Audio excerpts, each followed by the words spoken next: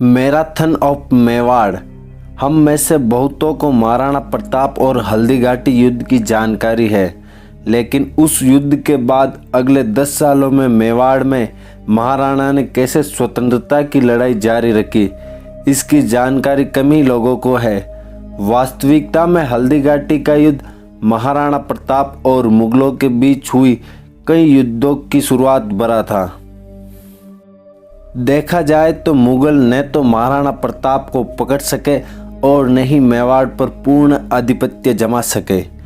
यूं तो हल्दीघाटी के युद्ध के बाद मुगलों का कुंभलगढ़, गोगुंदा, उदयपुर और आसपास के ठिकानों पर अधिकार हो गया था, लेकिन इतिहास में दर्ज है कि 1576 में हुए हल्दीघाटी युद्ध के बाद भी अकबर ने महाराणा को पकड़ने या मारने के लिए 1577 से 1582 के बीच करीब 1 लाख सैन्य बल भेजे। अंग्रेजी इतिहासकारों ने लिखा है कि हल्दीघाटी का दूसरा भाग, जिसको उन्होंने बैटल ऑफ दिवेर कहा है, मुगल बादशाह के लिए एक करारी हार सिद्ध हुआ था। कर्नल टॉड ने अपनी किताब में जहां हल्दीघाटी को थर्मोपली ऑफ मेवाड़ की संज्ञा दी, वहीं दिवेर के युद्ध को मेवाड़ का मैराथन बताया है। कर्नल टॉड ने महाराणा और उनकी सेना के शौर्य, युद्ध कुशलता को स्पार्टा के योद्धाओं सा वीर बताते हुए लिखा है कि वे युद्ध भूमि में अपने से 4 गुना बड़ी सेना से भी नहीं डरते थे। दिवेर युद्ध की योजना महाराणा प्रताप ने अरावली स्थित मनकियावास के जंगलों में बनाई थी।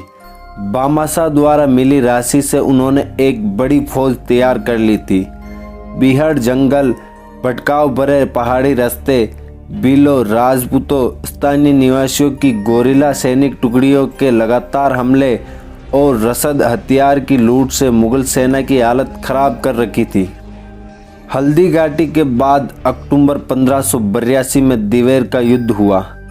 इस युद्ध में मुगल सेना की अगुवाई करने वाला अकबर का चाचा सुल्तान खान था।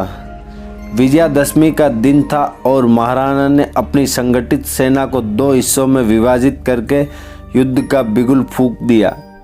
एक टुकड़ी की कमान स्वयं महाराणा के हाथ में थी, तो दूसरी टुकड़ी का नेतृत्व उनके पुत्र अमर सिंह कर रहे थे। महाराणा प्रताप की सेना ने महाराज कुमार अमर सिंह के नेतृत्व में दिवेर के शाही थाने पर हमला किया। वह युद्ध इतना भीषण था कि प्रताप के पुत्र अमर सिंह ने मुगल सेनापति पर बाले का ऐसा वार किया था कि बाले उसके शरीर और घोड़े को चीरता हुआ जमीन में जा धंसा और सेनापति मूर्ति की तरह एक जगह गड़ गया। उधर महाराणा प्रताप ने बहलोल खान के सिर पर इतनी ताकत से वार किया कि उसे घोड़े समेत 2 टुकड़ों में काट दिया। स्थानीय इतिहासकार बताते हैं कि इस युद्ध के बाद यह कहावत बनी कि मेवाड़ के योद्धा सवार को एक ही वार में घोड़े समेत काट दिया करते हैं।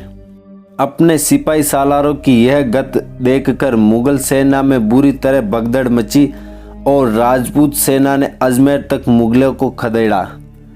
भीषण युद्ध के बाद बचे कुचे 36,000 मुगल सैनिकों ने महाराणा के सामने आत्मसमर्पण कर दिया।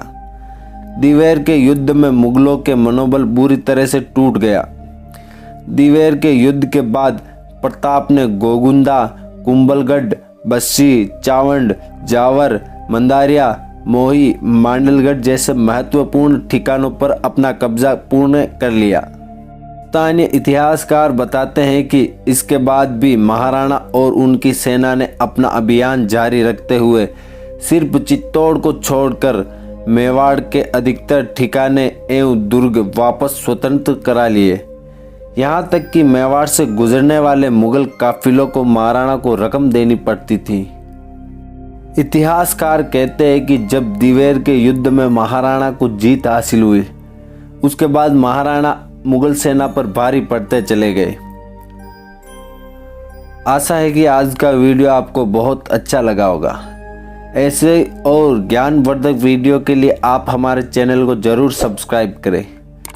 तब तक के लिए धन्यवाद। जय हिंद, जय भारत, इंकलाब जिंदाबाद।